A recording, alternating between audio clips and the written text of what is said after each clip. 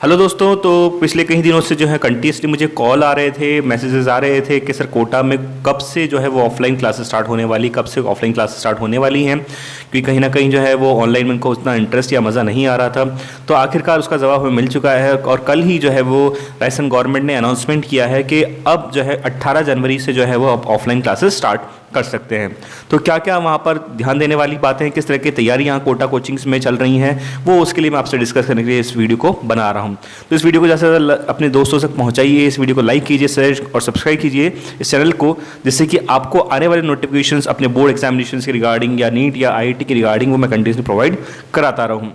तो दोस्तों यहाँ पर सबसे पहली बात जो निकल के आती है वो ये है कि खुशखबरी है हमारे लिए और आप सभी के लिए कि 18 जनवरी से जो है वो कोटा की ऑफलाइन क्लासेस स्टार्ट होने वाली है। पिछले कई दिनों से हम देख रहे थे कि यहाँ पे हम जो है ऑनलाइन जब पढ़ा रहे थे या ऑनलाइन जब हम पढ़ रहे थे तो कहीं ना कहीं वो एक लिंक जो है वो एक एनर्जी का जो ट्रांसफॉर्मेशन था, एक समझने की जो बातें थी वो कहीं ना कहीं मिस होती दिखाई दे रही थी। पर अब जो ऑफलाइन का जो मज़ा हम देखते हैं क्लासरूम के अंदर वो आपको फिर से मिलने वाला है 18 जनवरी से।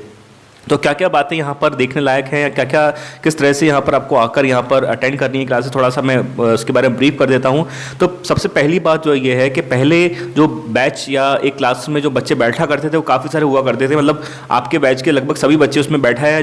जाते थे, जिसमें करीब 200-400 बच्चे भी वहाँ पर बैठते थे। पर अब जो वहाँ पर रूल चेंज हुआ है उसमें ये है कि यहाँ पे अब गवर्नमेंट का कहना है कि आप जो बैच है या जो भी क्लास है उसके अकॉर्डिंग 50% बच्चा ही वहाँ पर बैठेगा। यानी अगर आप 100 स्टूडेंट्स को एक बार बिठाते थे तो वहाँ पर आपको 50 बच्चे ही एक बार में बिठाने हैं और अगले जो 50 बच्चे बचेंगे वो नेक्स्ट डे में उनकी क्लास होगी। यानी यहाँ पर ऑल्टरनेट जो है वो क्लासेस कुछ होने लगेंगी, जिसमें 50% जो है बच्चे एक दिन आएंगे और 50% बच्चा अगले दिन वहाँ पर देखने को मिलेगा। दूसरी बात यहाँ पर यह है कि जो एंट्रेंस गेट जो होगा आपका, जहाँ पर कोचिंग में एंटर करते हैं, तो एंट्री करते वक्त जो है वो आपका टेम्परेचर जो है नोटिस किया जाएगा, साथ में आपको हैंड्स को सैनिटाइज किया जाएगा, जिससे कि आपका अगर हैंड्स इन्फेक्टेड हैं तो वहाँ पर कहीं ना कहीं आपके हैंड्स से इन्फेक्शन दूसरों को ना जाए, इसका भी ध्यान रखने के लिए वहाँ सैनिटाइजेशन की व्यवस्था जो है पूरी की जाएगी। इसी बात कैंटीन और नोटिस बोर्ड के आसपास जब कई बार पहले हम देखते थे कि भीड़ हो जाया करती, बच्चे ब्रेक के टाइम पर जो है बाहर आकर जो है कैंटीन के साइड एरिया में, नोटिस बोर्ड के एरिया में जो है खड़े हो जाया करते, तो वो भी जो है व्यवस्था यहाँ पे अरेंजमेंट जो है किए जाएंगे कि इस तरह की भीड़ वहाँ इस बार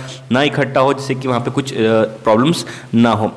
उसके बाद कोचिंग सेंटर्स में जब आप चढ़ रहे होंगे स्टेप्स, यानी अपनी क्लासरूम अगर आपकी ऊपर है और क्लासरूम में आप जा रहे होंगे तो वहाँ पर सीढ़ियों का जब आप यूज़ करते थे तो वहाँ पर पहले बहुत सारे बच्चे एक साथ उतरते थे, बहुत सारे बच्चे एक साथ चढ़ते थे, तो उसको भी जो है इस बार हटा दिया गया है और इस बार ध्यान रखा गया है कि एक बार में जो है वो दो ही बच्चे जो है वो एक स्टेप पर उतरेंगे। यानी वहाँ पर स्टिकर लगे होंगे और स्टिकर के अकॉर्डिंग जो है वो आपको उन स्टिकर पर चलते हुए नीचे मूव करना है। तो यहाँ पर रश जो है देखने को नहीं मिलेगा, दूरी जो है वो मेंटेन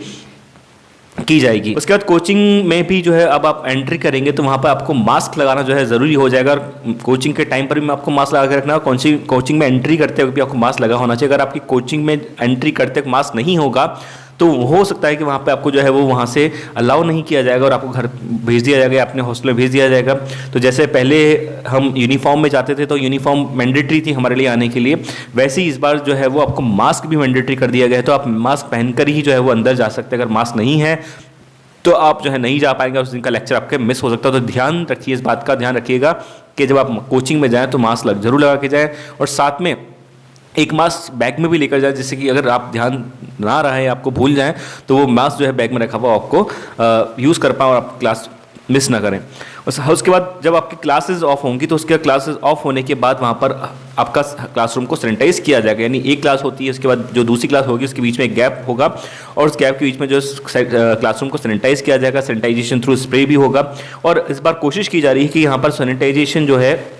अल्ट्रावायलेट सिस्टम के थ्रू जो है वो भी वहाँ पर लाइटिंग के थ्रू जो है वो भी जिससे किया जाएगा, जिससे कि वहाँ पर जो इन्फेक्शन जो है वो कम हो जाए या इन्फेक्शन ना हो। नेक्स्ट जो है मैं ये डिस्कस करना चाहूँगा कि यहाँ पे हॉस्टल्स में भी जो है एक आइसोलेशन एरिया डिसाइड किया गया है। गवर्नमेंट का ये कहना है कि यहाँ पर जितने भी हॉस्टल्स चल रहे हैं उनमें कहीं ना कहीं आइसोलेशन एरिया हो, जिससे कि कुछ बच्चे को अगर तकलीफ होती है, प्रॉब्लम होती है तो उसको आइसोलेट रखा जाए, जिससे कि दूसरे बच्चों को वहाँ पर कोई प्रॉब्लम ना हो।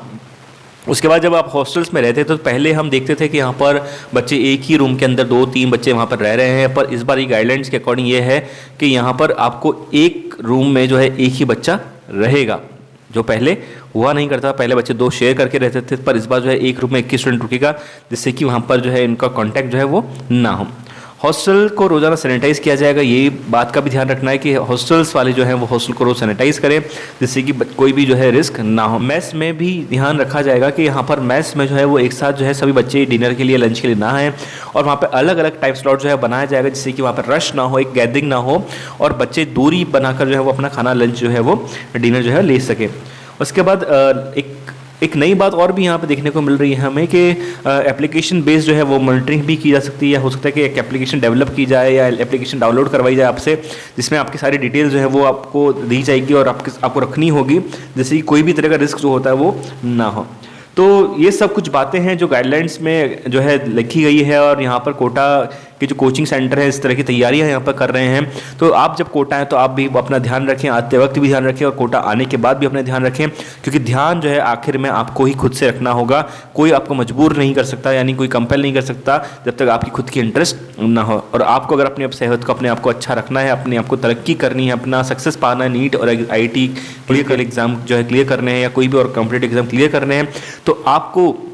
यहाँ पर अच्छे से रहकर पढ़ना होगा, और सब पढ़ाई के लिए जो है आपको अपने आप को स्वस्थ रखना होगा और इन्फेक्शन से जो है बचना होगा। तो आई होप, मैं आशा करता हूँ कि आपको मेरी बातें समझ में आई होगी, और यहाँ पे आपका मोस्ट वेलकम है। आप जल्दी ही यहाँ आइए और अपनी पढ़ाई को शुरू कीजिए और अपने रिजल्ट्स को जो है वो बेहतर करिए, और यहाँ पर अपने सपनों को साकार करके जाइए। Thanks for watching this video. अगर आपको कोई दिक्कत हो, कोई बात पूछनी हो, तो आप कमेंट सेक्शन में कमेंट करके मुझसे पूछ सकते हैं। मैं आपको डेफिनेटली जो है जल्दी ही रिप्लाई करने की कोशिश करूँगा। Thank you and have a nice day.